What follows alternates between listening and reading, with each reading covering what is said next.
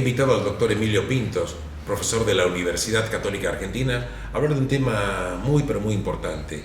Y todo esto surgió a la luz a partir de unos atentados tremendos que costaron la vida a muchas personas en Estados Unidos de Norteamérica. Uno fue el asesinato de 22 personas en El Paso, Texas, y otra de 10 personas que fueron asesinadas prácticamente con una diferencia de 24 horas en Estados Unidos también, en la ciudad de Dayton, Ohio. Y la verdad que la propuesta de hoy es hablar del terrorismo nacionalista blanco. ¿Qué tal, Emilio? ¿Cómo estás? Muy bien. Gracias por estar y aceptando la invitación. No, gracias a ustedes por haberme invitado. Bueno, esto es como una caja de Pandora, ya está abierto el tema, terrorismo nacionalista blanco, y me gustaría algunas consideraciones tuyas.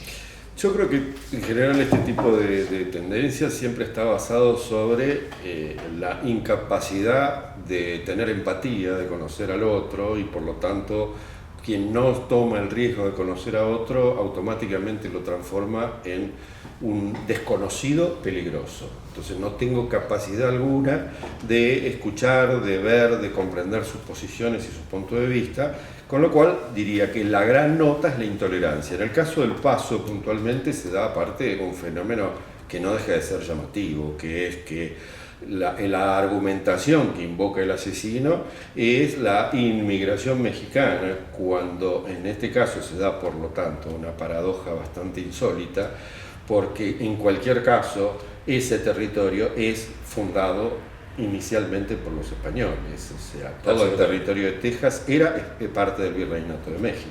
Correcto.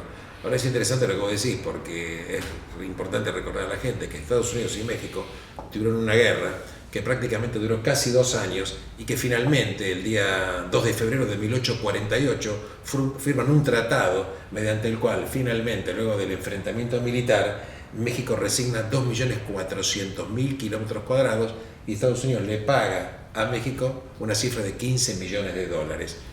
¿Qué quiere decir esto? Lo que está puntualizando el doctor Pintos es que realmente cuando este norteamericano se siente asfixiado, él vive en México, este asesino, y entonces en Texas concretamente, en El Paso, él dice que se sentía asfixiado por esta invasión hispana, recordando que en Estados Unidos de Norteamérica hay 57 millones de hispanos aproximadamente, que representan el 18% de la población, y 2/3 partes de estos 57 millones nacieron en Estados Unidos. Hay un dato de color que es interesante. En la ciudad de Houston hay 5 banderas flameando de todos los países en los cuales en algún momento perteneció ese territorio, y claramente una de las banderas que ondea es la española, porque el primer grupo europeo que ingresó a territorio tejano fue España.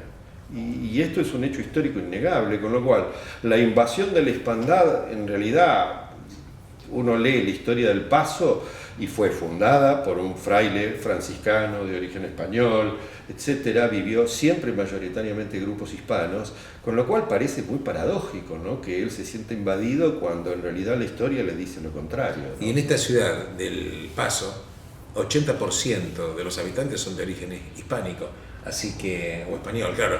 También es cierto que me gustaría saber tu opinión al respecto de este efecto de las palabras, que algunos líderes a veces norteamericanos hablan contra el inmigrante, contra el diferente, y entonces se sienten como despojados de su propio territorio. Esto tiene su origen en lo que se denomina la teoría del gran reemplazo, que creo que tiene origen en Francia, a pesar que todavía es muy, muy anterior. ¿Qué opinas vos al respecto de que se sienten reemplazados estos blancos protestantes por estos españoles o origen latino, hispánico, católicos? Estados Unidos tiene una tradición de siglos de segregación, con lo cual en realidad, así como tiene una enorme diversidad y ha sido un país muy generoso con la inmigración, simultáneamente, podríamos decir, en determinadas regiones, en otras regiones ha privado mucho más ese sentimiento de segregación, de discriminación. O sea, no por nada, a partir de 1862 tuvieron una sangrienta guerra civil, cuyo eje central fue la esclavitud. Entonces, a partir de ahí, digamos que es como yo veo, existe casi un conflicto dialéctico en la cultura norteamericana. Perfecto. Ahora, es interesante esto, lo que vos hablas de la historia del supremacismo blanco, porque de esto se trata. Y hablando de la historia, uno de los grupos, no el único, pero uno de los grupos más conocidos, por lo menos por la gente, fue el famoso Ku Klux Klan, que en realidad este nombre tiene un origen griego, que luego le agregan la palabra clan, en kiklos en griego quiere decir círculo, el clan del círculo.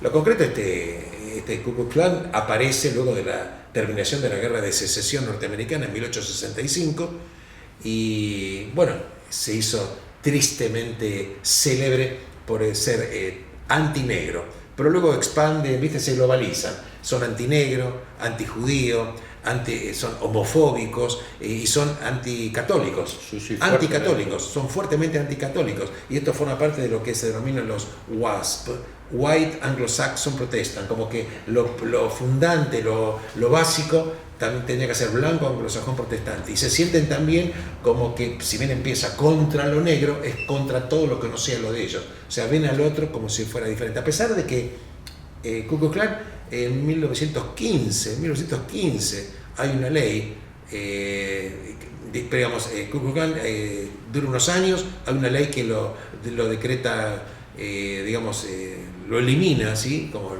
le quita validez jurídica, por así decirlo, pero luego vuelve a renacer en 1915.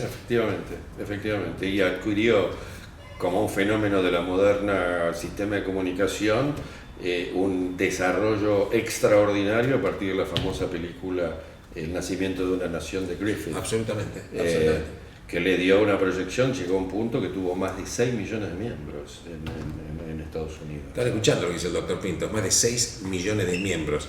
Gente que, le estamos hablando de una idea, que estaban dispuestos incluso a tomar las armas, quemar gente, incendiar. Y creo que como lo que vos decís, Pinto, el doctor Pinto está señalando un hecho fundamental. Creo que en esa época había también una persona que había, creo un judío, Leo Frank, había sido acusado de violación y luego asesinato de una mujer.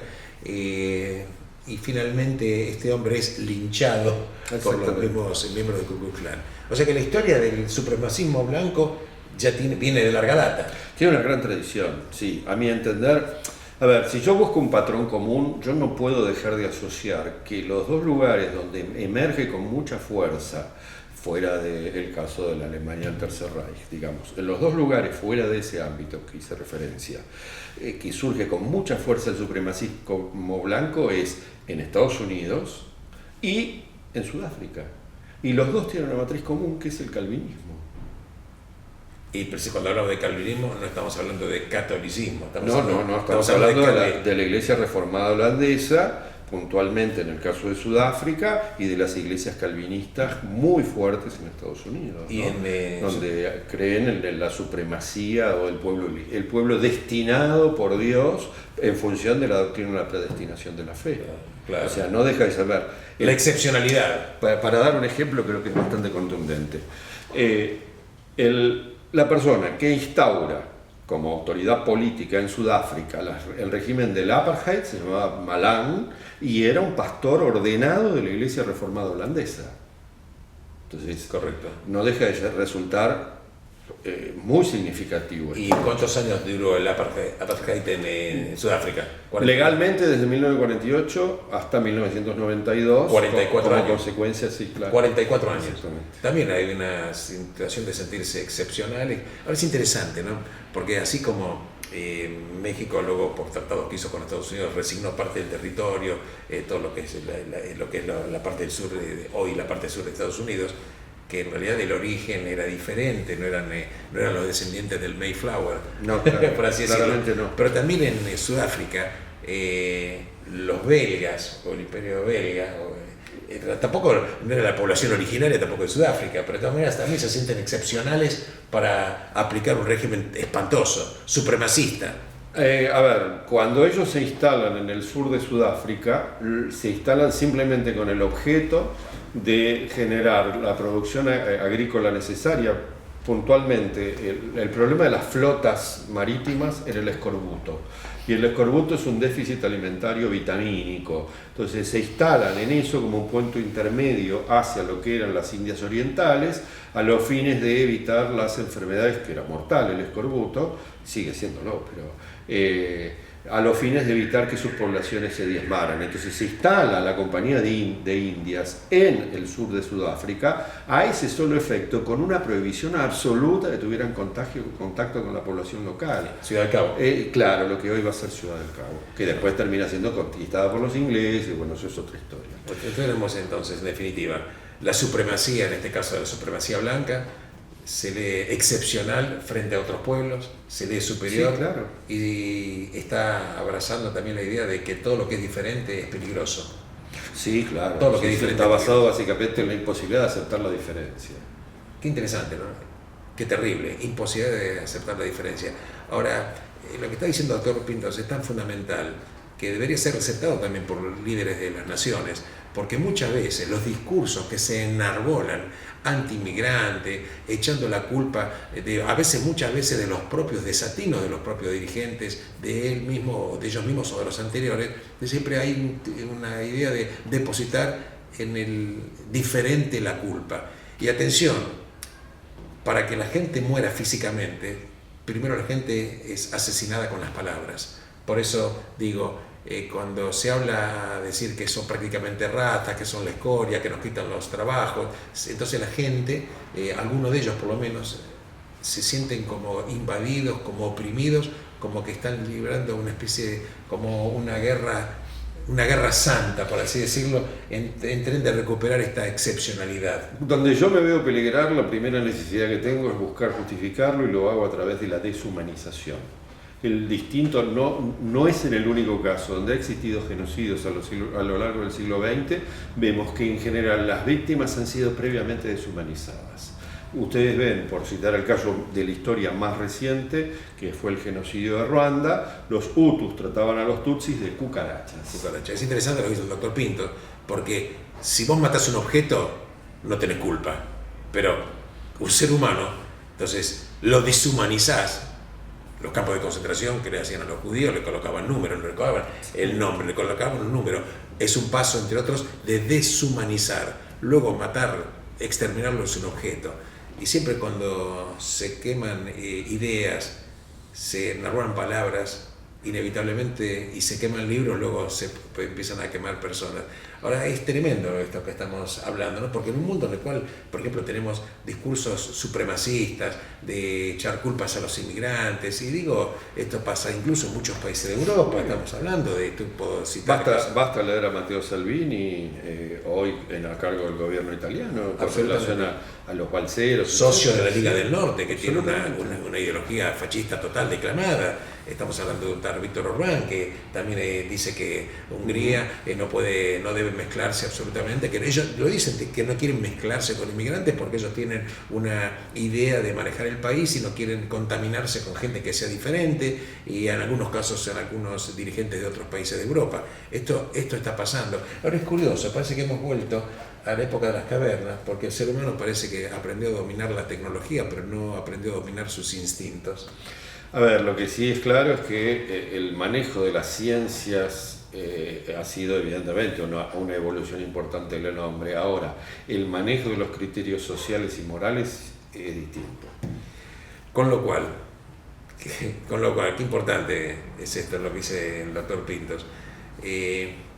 Claro que el desarrollo de la tecnología y los avances científicos son importantes, pero si no hay, podemos decir, una ética fundante,